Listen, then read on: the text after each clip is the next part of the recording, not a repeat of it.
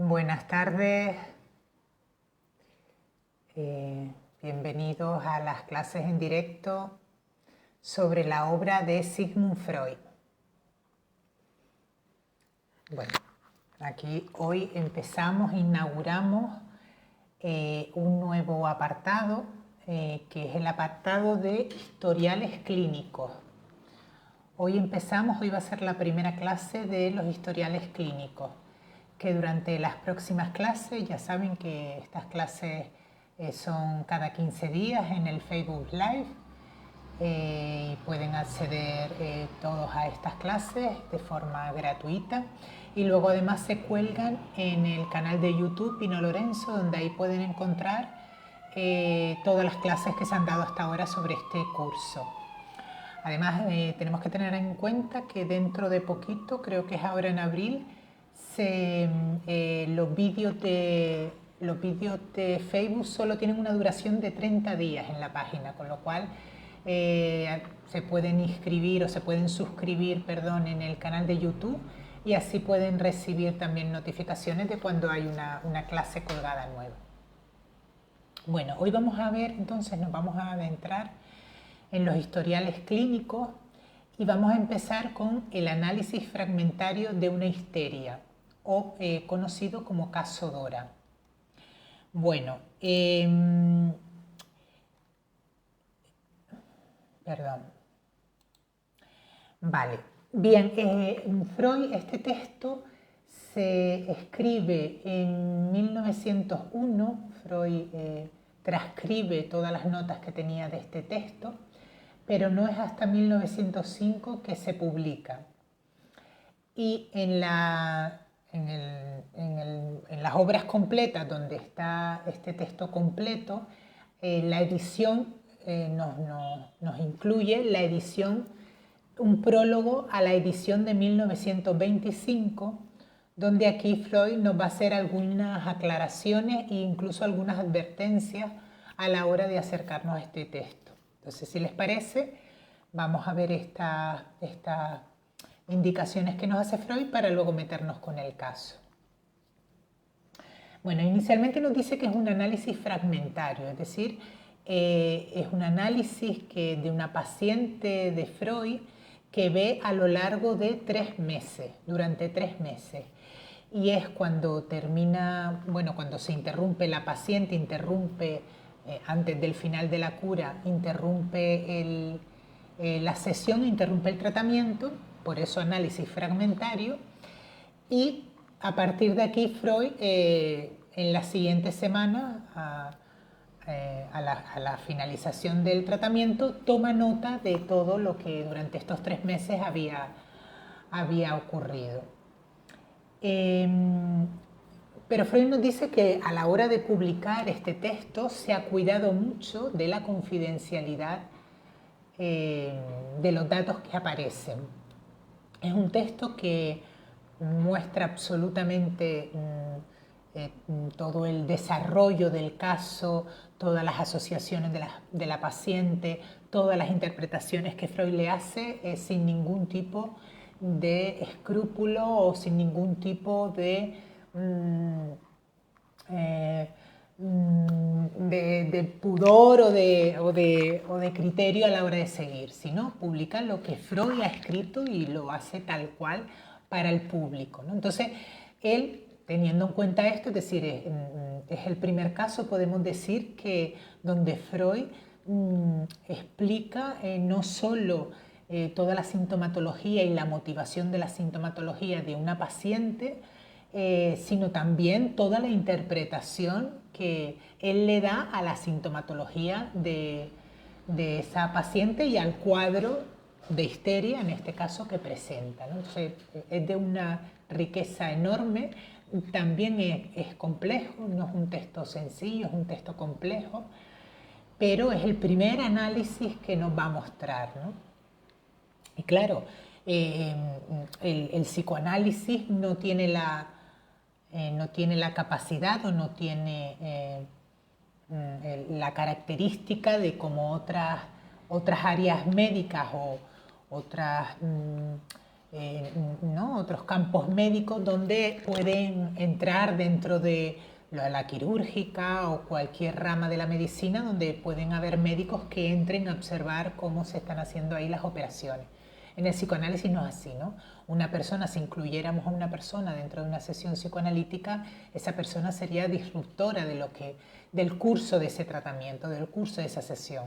Por lo tanto, no hay manera posible de incluir a un observador o a alguien que quiera aprender la técnica psicoanalítica. Por lo tanto, aprender la técnica psicoanalítica va a tener que ser mediante los escritos de los casos y mediante la lectura de los casos clínicos que Freud deja escritos en sus obras completas. ¿Vale? Él además, para guardar la confidencialidad de esta paciente, espera 4 años. Espera 4 años para publicarlo. Ya la paciente no reside en Viena, hace tiempo que dejó de vivir en Viena y le ha llegado alguna noticia de esta paciente donde ya su estado de salud pues parece bastante mejor. Y bueno, pues no hay posibilidades por la forma en que él relata el caso, no hay posibilidades de que alguien pueda descubrir de quién se trata. Y nos dice Freud, y en caso de que el texto cayera en manos de la propia paciente en algún momento, ¿no? que pudiera caer en sus manos, bueno, lo que se dice o lo que se escribe sobre el caso no es nada que ella no sepa. Con lo cual, pues bueno, esos pormenores o esos inconvenientes Freud los pasa por alto o considera que los beneficios que tiene la publicación de un caso como estos son infinitamente mayores que los perjuicios que pudiera, en caso de que pudiera llegar a tener.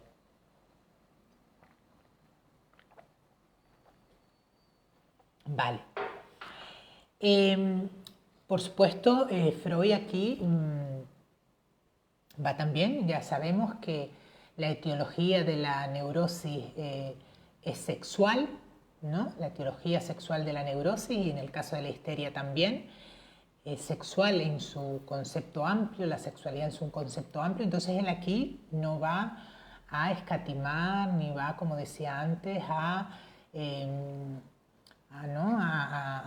reducir o a tratar de eliminar partes que sean más escabrosas, sino va a ser absolutamente sincero con todo lo que él ha ido descubriendo. Entonces hay referencias a la sexualidad que en el momento, imagínense, ¿no? En 1905, cómo podían sentar sobre todo al colectivo médico, pero que él dice que eso no es un problema de él.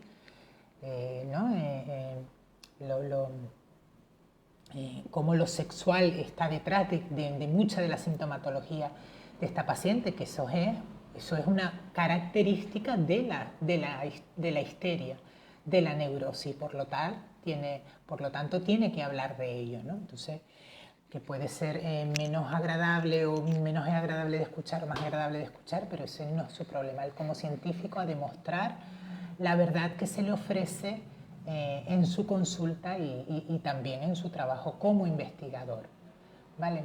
Debemos siempre recordar que Freud no solo trabaja como psicoanalista, como en el sentido de terapeuta, sino que también él es un investigador del aparato psíquico humano y de la patología psíquica, con lo cual él siempre, a la vez que está viendo casos y a la vez que está escribiendo sobre los casos, también está investigando sobre el aparato psíquico humano, con lo cual, pues bueno, es absolutamente necesario estos escritos, ¿no? Para el desarrollo de su teoría. Vale. En este historial nos va a relatar 2 sueños que tiene la paciente. Y con respecto a los sueños y a la interpretación onírica, nos dice que este texto es muy importante y este análisis de este caso es muy importante porque en la resolución del caso o de la sintomatología tiene mucha importancia los 2 sueños y la interpretación onírica que se realiza de esos 2 sueños. De hecho, esos dos sueños y su interpretación aportan muchos datos donde había lagunas némicas sobre el caso. Freud dice que de alguna manera este texto también viene a demostrar la importancia del método de la interpretación onírica para el psicoanálisis y para la resolución de un caso. Recordemos que es en 1900 cuando Freud publica el texto La interpretación onírica, la interpretación de los sueños, perdón. Entonces Freud nos da una advertencia y nos dice que acercarnos a este texto y leer, por ejemplo, toda la interpretación que él hace de los sueños sin haber leído antes la interpretación de los sueños, pues puede hacer que pensemos que lo que dice sobre la interpretación onírica de los sueños en sí de esta paciente pues es arbitrario, es fantasioso o no tiene nada que ver con la realidad, ¿no? Entonces nos aconseja leer previamente la interpretación de los sueños para tener algunas nociones teóricas que nos ayuden a leer este caso. Vale. Dice que la técnica psicoanalítica ha sufrido una gran transformación desde lo que son los estudios sobre la histeria, donde el método era el método catártico y la técnica era la hipnosis, hasta el momento actual en que publica este texto, e incluso hasta cuando hace la edición, ¿no? En el año 1925, decíamos, la quinta edición, creo que es, bueno, no recuerdo ahora qué edición es de la obra, ¿no? Entonces Freud nos dice que la técnica psicoanalítica ha sufrido importantes cambios, ¿no? En aquel momento se iba síntoma a síntoma desentrañando el sentido que tenía cada síntoma, y hasta que no se llegaba a la solución de un síntoma no se pasaba a otro, ¿no? Y para eso se sometía a la paciente al método hipnótico, al método de la hipnosis, y a partir de ahí pues se preguntaba a la paciente, se trataba que la paciente pues diera toda la información que en la vigilia no nos podía ofrecer. Ahora Freud nos dice en el nuevo método, él deja hablar a la paciente sobre el tema que inconscientemente decida elegir, ¿no? Siempre la elección de los temas sobre los que se habla en análisis tienen una sobredeterminación inconsciente, pero él no indicaba el tema sobre el que hablar. Y en la asociación libre, la técnica de la asociación libre que permite al paciente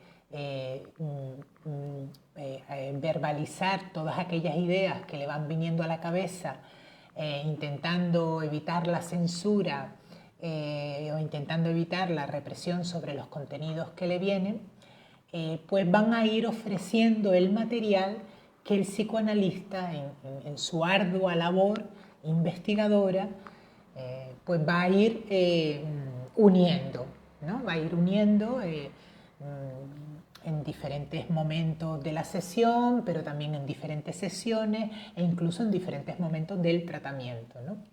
A simple o a primera vista podría parecer que es un inconveniente esta nueva forma de tratamiento si lo comparamos con el método hipnótico que parecía inicialmente más fácil, pero dice Freud que no hay duda de que este método es el más efectivo y el que a la larga trae los mejores resultados para el tratamiento psicoanalítico. Con lo cual, pues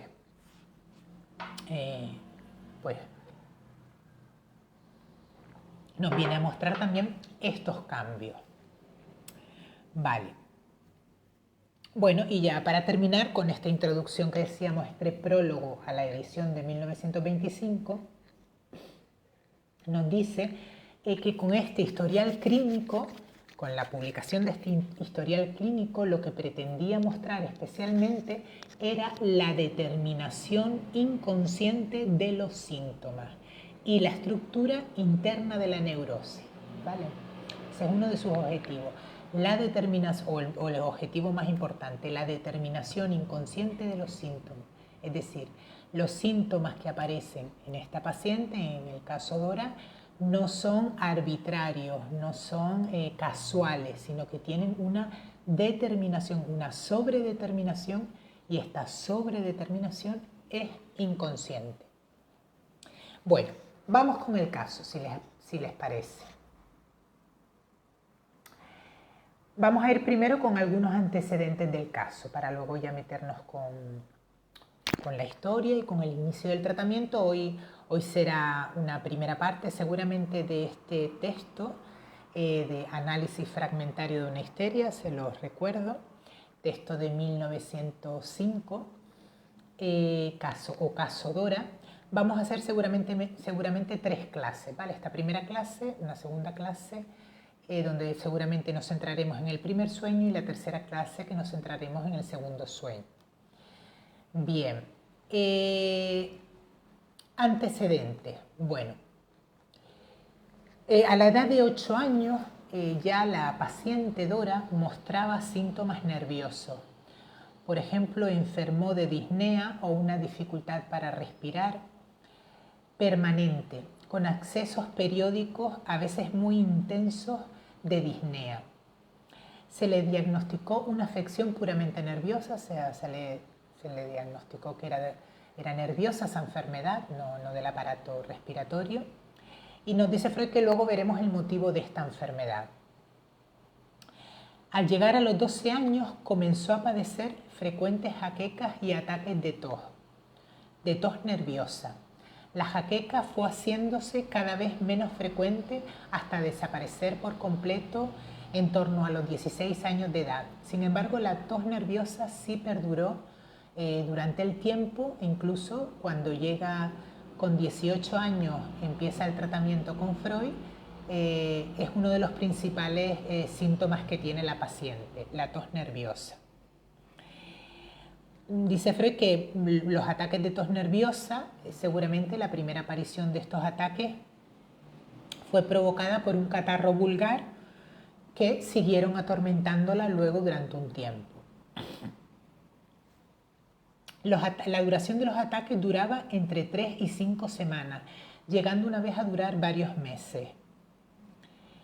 En su primera fase, el síntoma más penoso o que precedía la tos era una afonía completa.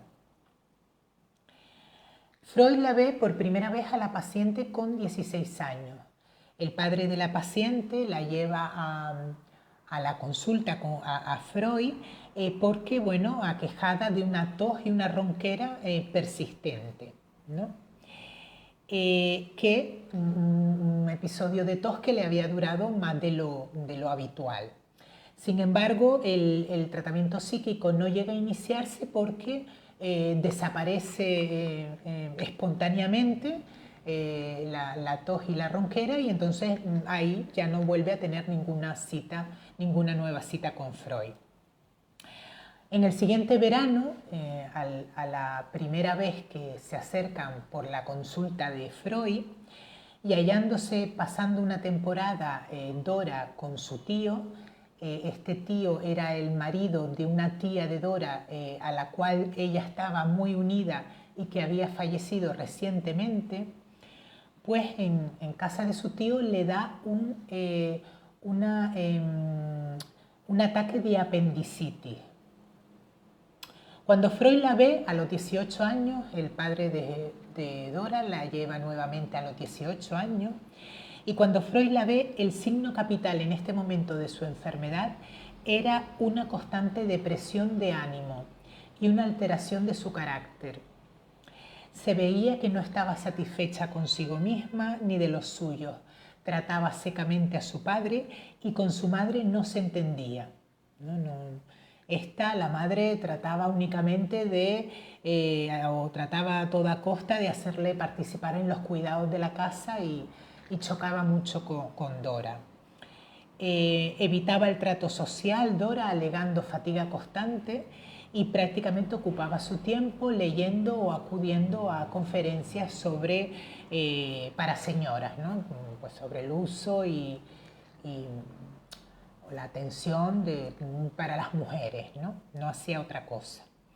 Y un día sus padres descubren una carta que deja Dora en la cual se despedía de ellos diciendo que no soportaba el sufrimiento, el padecimiento que tenía y que se despedía de ellos. Este episodio de la carta que encuentran los padres junto con un episodio de inconsciencia le hacen que el padre tome la decisión de llevarla a Freud nuevamente, ¿no? Y es cuando pues llegan a Freud. Bueno, vamos ahora a contar algo de la historia que rodea a la paciente, externa a la paciente, y es una información facilitada por el padre de Dora. Bueno, la familia se traslada de su ciudad natal, donde siempre habían vivido, se traslada a la ciudad de B con mayúscula, porque el padre frecuentemente tenía trastornos de depresión, trastornos del ánimo, y entonces deciden cambiar, además aconsejados por determinados médicos, deciden cambiar su residencia a la ciudad de B.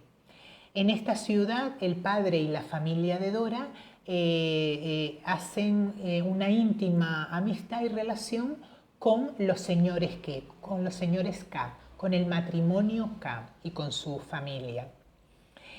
La señora K, de hecho, en determinados momentos en que el padre de Dora cae enfermo en esta nueva ciudad, la señora K se ocupaba de atenderlo y de cuidar de él. Y se había mostrado siempre muy amable con Dora, acompañándola a sus paseos y la señora K había cuidado del padre y el señor K se había ido acercando poco a poco a Dora y muchas veces la acompañaba en los paseos y le hacía pequeños regalos. La madre de Dora estaba un poco ausente en estas situaciones, ¿no? Dora además cuidaba cariñosamente de los dos hijos del matrimonio. Cuando 2 años antes el padre de Dora y la hija fueron a visitar a Freud, a principios del verano estaban de paso a Viena y se proponían continuar su viaje para reunirse con los señores K en una estación de veraneo, en un lugar de veraneo. El padre en este caso se proponía pues pasar varios días con la familia, dejar a Dora y retornar. Sin embargo, aquí Dora, cuando el padre va a retornar, le dice que ella no se quiere quedar, que se quiere ir con el padre. Con posterioridad, Dora le confiesa a la madre que el señor K, en uno de los paseos que ha hecho con ella, le ha hecho proposiciones amorosas a las cuales ella pues desistió y salió corriendo, ¿no?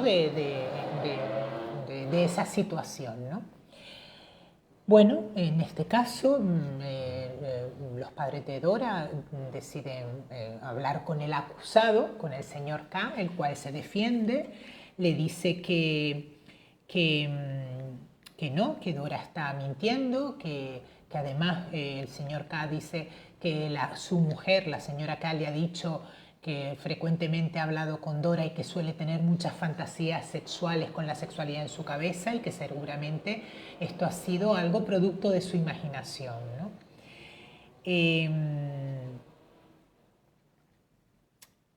Vale. O sea, le acusaban de haber fantaseado dicha escena amorosa. Vale. El padre entonces de Dora le dice a Freud que él no tiene duda de que este incidente sea el que ha provocado la depresión de ánimo de Dora y su excitabilidad e incluso sus ideas de suicidio.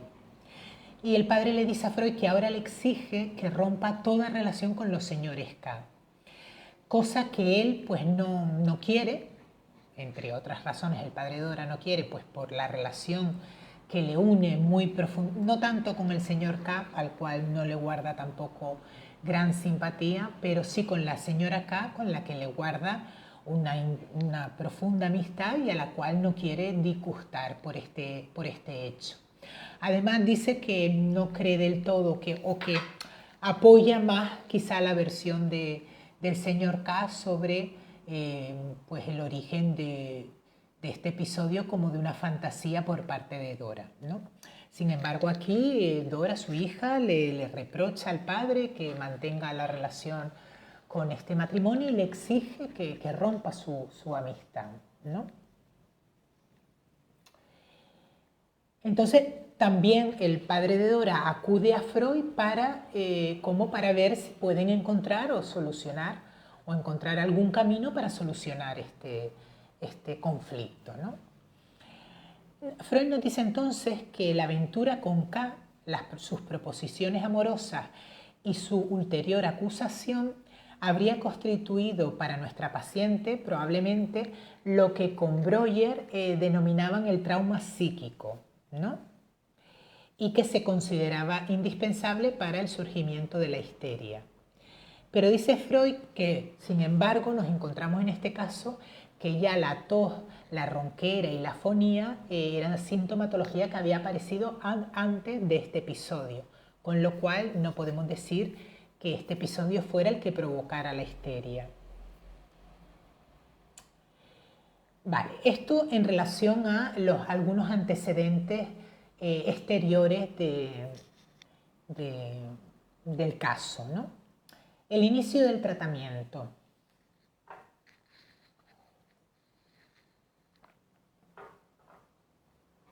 Bueno, al iniciarse el tratamiento, Dora le comunica a Freud un incidente anterior que había tenido con el señor K, mucho más apropiado para constituirse en situación traumática, para provocar la histeria, que el anterior, ¿no? Dora en este caso tenía 14 años, este suceso nunca lo había contado la chica a nadie, es la primera vez que lo contaba Freud. Cuando tenía 14 años y estando en casa de los señores K, el señor K había convenido con ella y con su mujer que ambas acudirían al negocio que tenía el señor K para presenciar pues como una procesión religiosa, ¿no? desde su local comercial, ¿no? Una fiesta religiosa, ¿no? Pero luego el señor K hizo que su mujer se quedase en casa, despidió a los dependientes y esperó solo en la tienda que llegase Dora. Próximo ya al momento en que la procesión iba a llegar a la casa, le indicó a Dora que le esperase junto a la escalera que conducía al piso de arriba mientras él cerraba las puertas exterior y bajaba las puertas metálicas.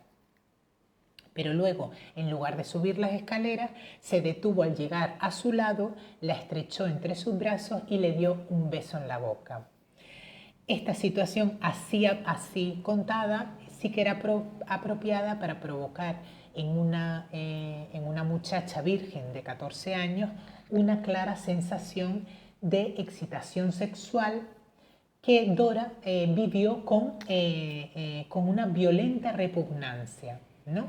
Se desprendió de los brazos de K, salió corriendo de la tienda por la puerta interior, ¿no? Sin embargo, este incidente no llegó a provocar la ruptura de las relaciones con el matrimonio K. Ninguno de ellos volvió a mencionarlo y Dora lo que hacía era evitar estar a solas con el señor K. En esta segunda cena nos dice Freud que es segunda cena a la hora de relatarla, ¿no? Pero es primera cena en el tiempo. Dice la conducta ya de Dora, de 14 años, sí es ya totalmente histérica, ¿no? Y en este caso vamos a ver que el síntoma principal va a ser la repugnancia, más otros síntomas que ahora vamos a ver. Vale, y aquí nos dice Freud, nos da porque en este texto es muy, muy, muy interesante, la verdad, porque nos va dando indicaciones teóricas, ¿no?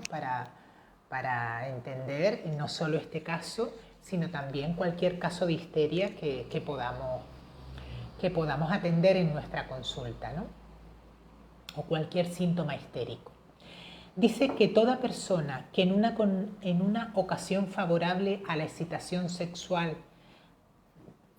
toda persona que en una ocasión favorable a la excitación sexual desarrolla predominantemente o exclusivamente sensaciones de repugnancia, No vacilaré ni un momento, nos dice Freud, en diagnosticar una histeria, existan o no síntomas somáticos, ¿vale? Esto se puede ver mucho en mujeres mayormente, mujeres vírgenes sin experiencia sexual, que en el primer contacto sexual, en lugar, ¿no?, con su pareja sexual o en el primer contacto sexual que van a tener o aproximación sexual, frente a lo que deberían de sentir de placentero por la excitación sexual producida por ese encuentro, lo que sienten es repugnancia. Bueno, pues en esos casos siempre vamos a estar frente a una histeria, nos dice Freud. La explicación de esta inversión de los afectos es uno de los puntos más importantes, pero también más arduos de la psicología de las neurosis. Hemos de ver que nos encontramos frente a un desplazamiento de la sensación. En lugar de la sensación genital concomitante al encuentro sexual, lo que aparece es una sensación de displacer, adscrita a las mucosas correspondientes a la entrada del tubo digestivo, que es lo que provoca la repugnancia o la náusea, ¿vale? Es decir, una sensación de displacer psíquico adscrita a unas mucosas correspondientes a un órgano somático, producen un síntoma somático, como es la náusea y la repugnancia, ¿vale? Vale. Dice que en este caso el asco o la repugnancia sentida por Dora no llegó a convertirse en un síntoma permanente. Y en la época del tratamiento existía solo en potencia, manifestándose quizás con alguna leve repugnancia por los alimentos, pero poco más. En cambio, la escena citada sí dejó de forma más permanente una alucinación sensorial, que consistía en que Dora sentía como una presión en el pecho, en el tórax, ¿no? Una presión en el tórax que no correspondía a ninguna causa real, ¿no? Ella sentía una presión en el tórax.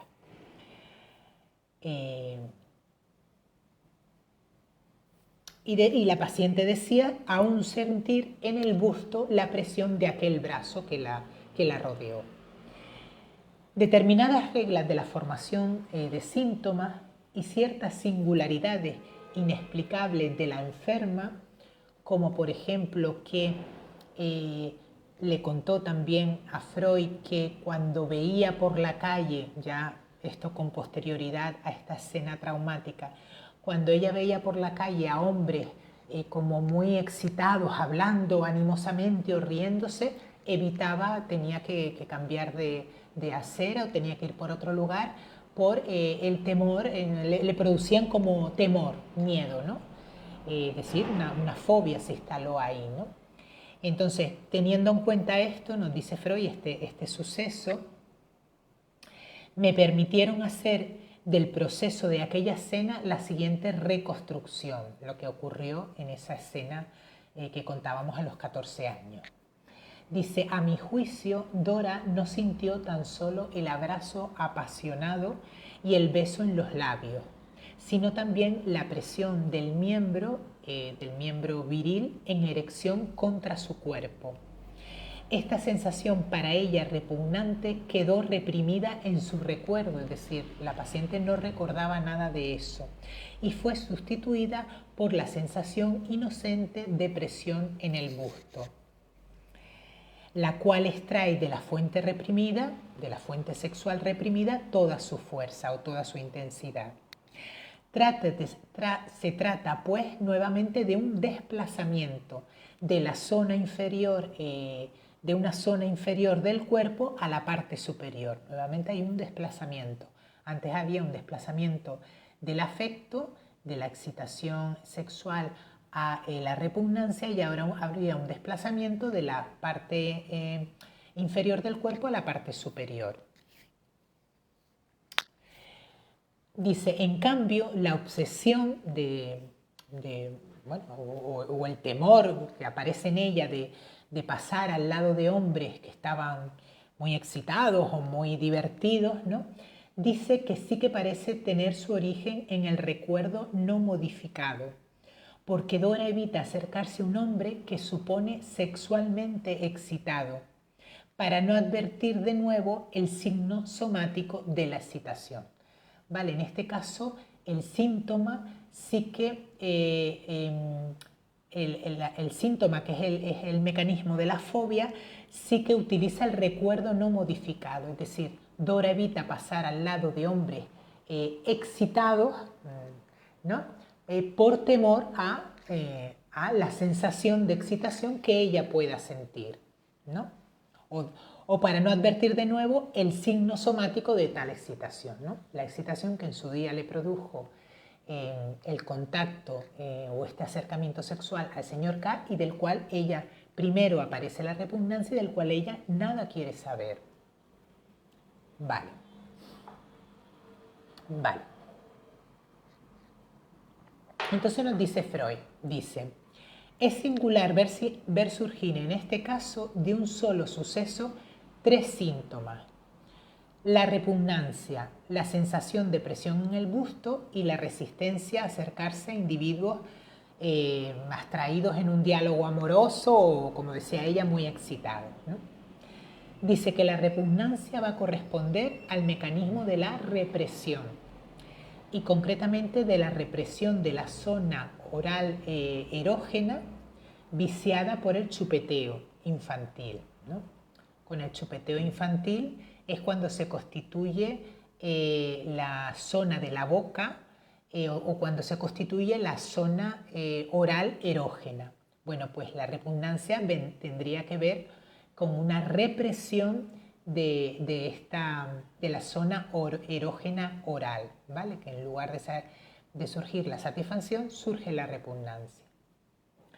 Vale, la aproximación del miembro en erección, ¿no? Como cuando decíamos antes, cuando ella debió de sentir la presión del miembro en erección en su cuerpo, dice, hubo de tener como consecuencia una transformación análoga del órgano femenino correspondiente, el clítoris, ¿no? Hubo de tener como consecuencia también una erección del clítoris.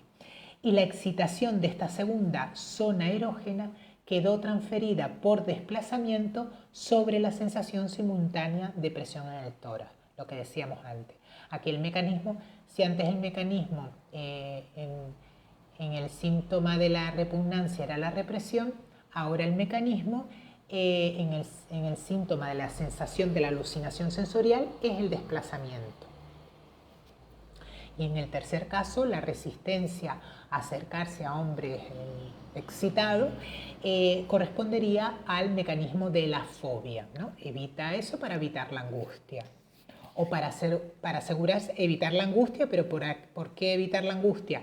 Porque la angustia está asociada con la nueva emergencia de la percepción reprimida, ¿vale? No querer, realmente es lo que estamos hablando aquí, que es una de las características de la histeria, es una represión de la sexualidad femenina totalmente, ¿no? Es decir, la paciente no quiere saber nada de su sexualidad, ¿no? Cualquier indicio de excitación sexual, ¿no? de placer sexual es reprimido y esa represión va a conllevar la diferente sintomatología, ¿vale? O sea que podemos decir que la paciente no quiere saber nada de lo sexual, Vale. Vale.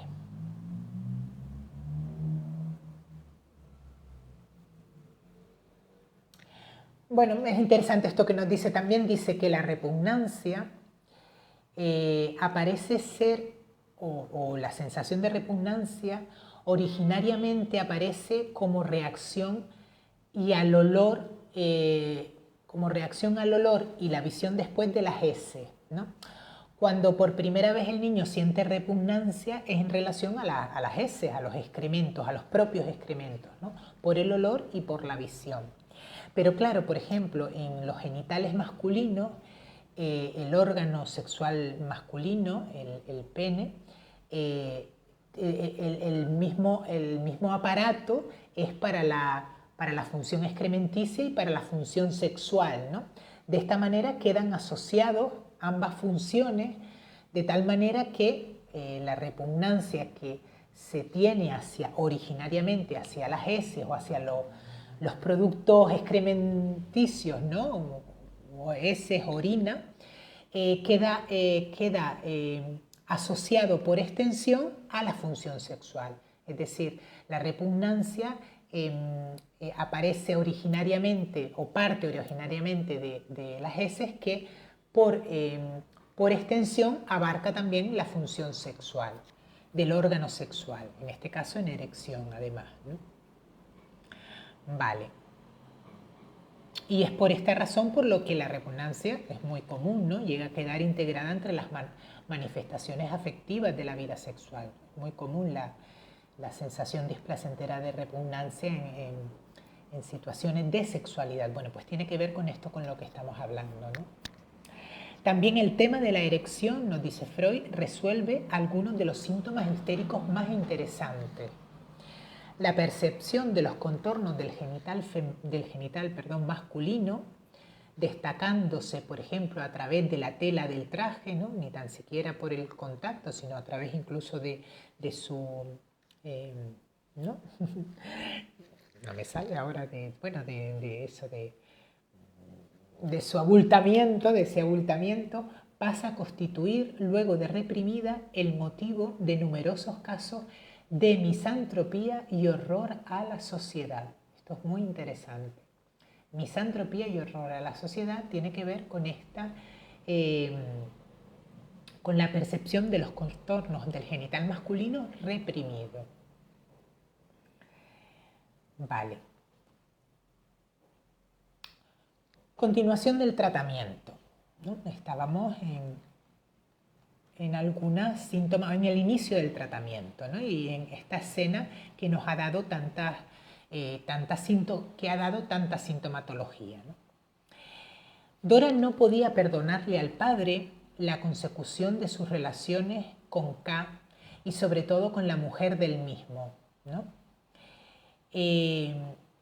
Pero la interpretación, no podía perdonar al padre, o sea, después de este episodio no podía perdonar al padre, ¿no? Pero la interpretación que Dora daba a la relación de su padre con la señora K era distinta a la que el padre deseaba. Para Dora no cabía duda de que la relación entre ambas era de una naturaleza erótica, ¿no? Sin embargo, el padre pues negaba eso, ¿no? La cosa es que había sospechas de lo que esa relación podía significar. Cuando la muchacha reprochaba a su padre la amistad con la señora K, solía contestarle que no comprendía semejante hostilidad hacia ella, ya que pues tanto ella como su hermano debían estarle agradecidos a la señora K por una situación que debían estarle agradecidos. Así le dice el padre de Dora, ¿no? Entonces Dora va a la madre y le dice, ¿por qué dice papá que yo y mi hermano le tenemos que estar agradecidos a la señora K? Dice, bueno, porque en una ocasión que papá estaba muy bajo de ánimo, salió al bosque con intenciones de quitarse la vida y la señora K, que se olió, que estaba muy cercana a él y se olió que algo podía suceder, salió detrás de él y le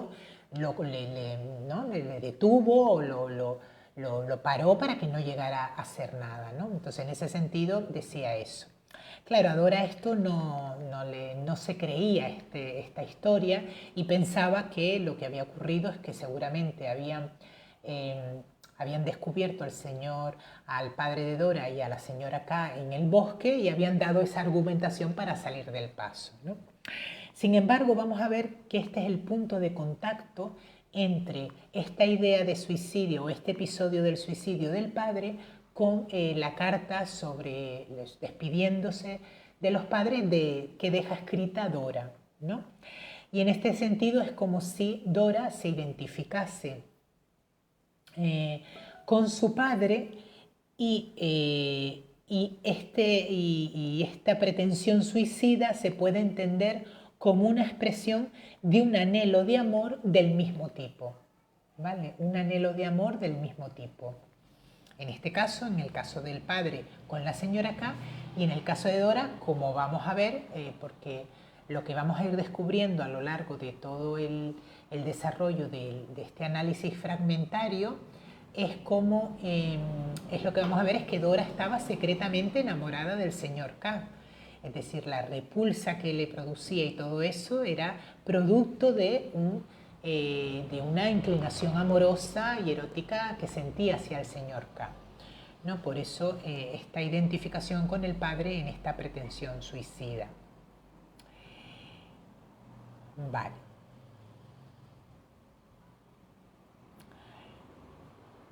Vale, luego Freud nos va a hablar de los reproches que la hija, que Dora, le hace a su padre, ¿no? Le hace diferentes reproches. Reproches que al final todos ellos pueden tomarse como reproches sobre sí misma, que Dora se hace sobre sí misma, ¿no? Así, por ejemplo, le reprocha a su padre que no haya abandonado, que no haya roto su relación con los señores K y sobre todo con la señora K después del episodio ¿no? sufrido del bosque, ¿no? Pero sin embargo ella durante muchísimo tiempo fue testigo de esas relaciones que ella, ¿no? Ahí sí que no era ciega ella, ¿no? Para ver esas relaciones donde veía algo más entre su padre y la señora K, y sin embargo siempre, ¿no? Nunca había dicho nada anteriormente, nunca intentó ni tan siquiera interrumpir esos encuentros, e incluso a veces favorecía que se diera el encuentro del padre con la señora K, también entre otras razones porque eso favorecía también su encuentro con el señor K, con lo cual el reproche por el mecanismo de la proyección que ella hacía a su padre, realmente se lo estaba haciendo inconscientemente hacia sí misma, ¿no?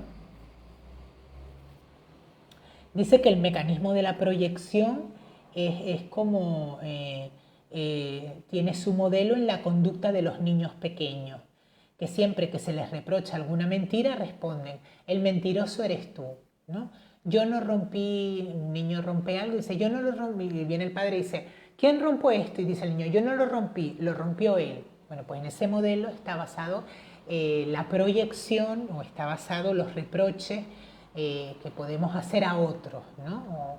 O incluso no solo reproches, sino incluso hasta las críticas que podemos hacer a otros, las críticas encarnadas contra otro, a veces lo que esconden es una proyección, es decir, lo que no permito pensar de mí, lo que no me permito pensar conscientemente de mí, soy capaz de verlo, exagerarlo y llevarlo hasta el último extremo en el otro. Entonces critico al otro, lo pongo, no, aunque pueda tener algún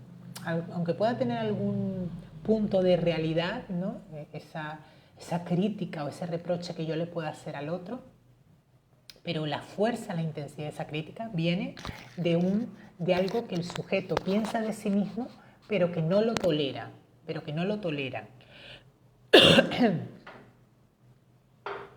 Vale.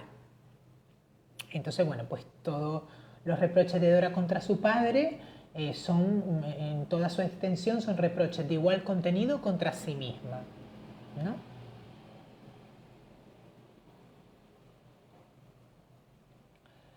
Vale.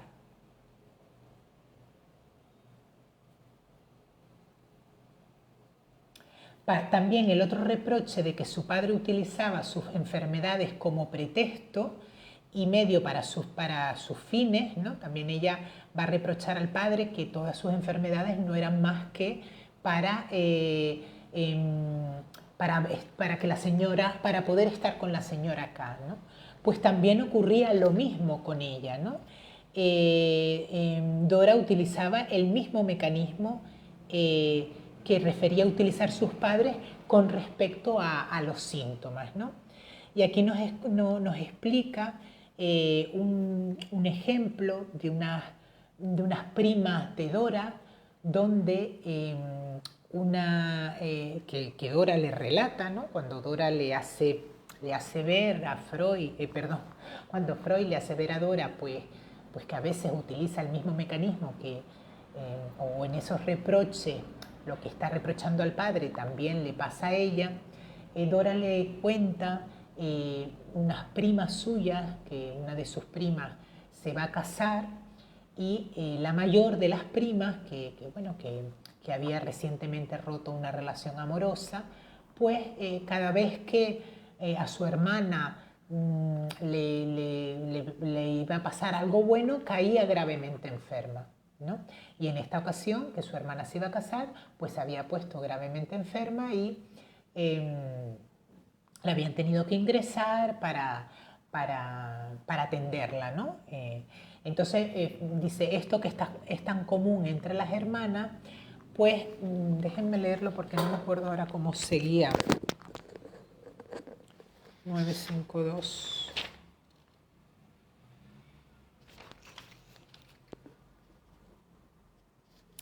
Vale.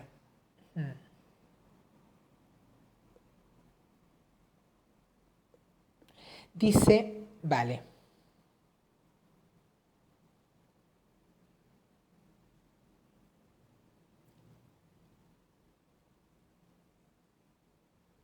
Vale.